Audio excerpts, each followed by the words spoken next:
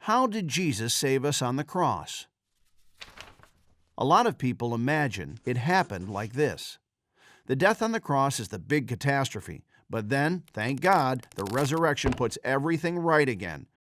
Phew, that was close. Jesus conquered death. Hooray! But that's not how salvation works.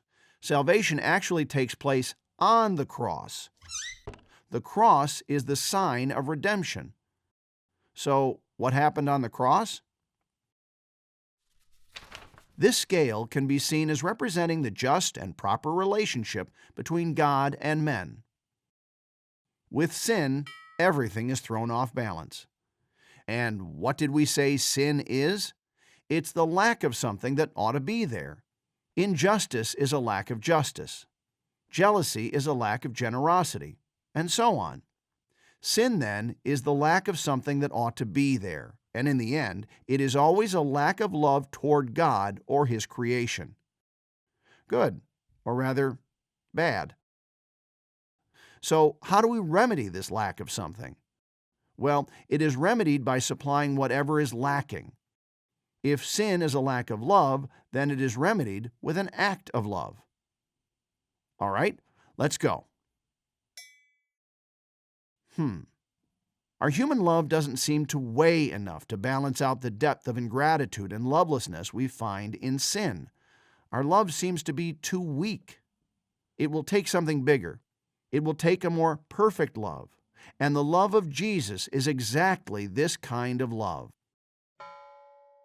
He is the Son of God. He is not merely the love of a man, but the love of the second person of the Blessed Trinity. This love is infinite, and it is manifested in the act of Christ's self-giving on the cross. This love has the weight to counter all sins of all men of all time.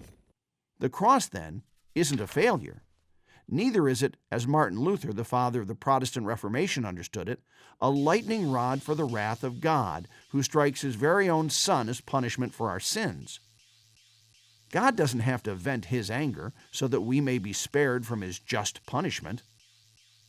No, the cross is the sign of God's love, and this is exactly where its saving power comes from.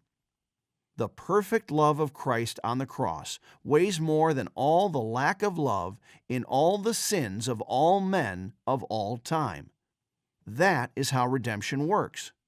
That is how the mountain of sin that separates us from God is overcome. That is how we are delivered from the hopelessness of sin.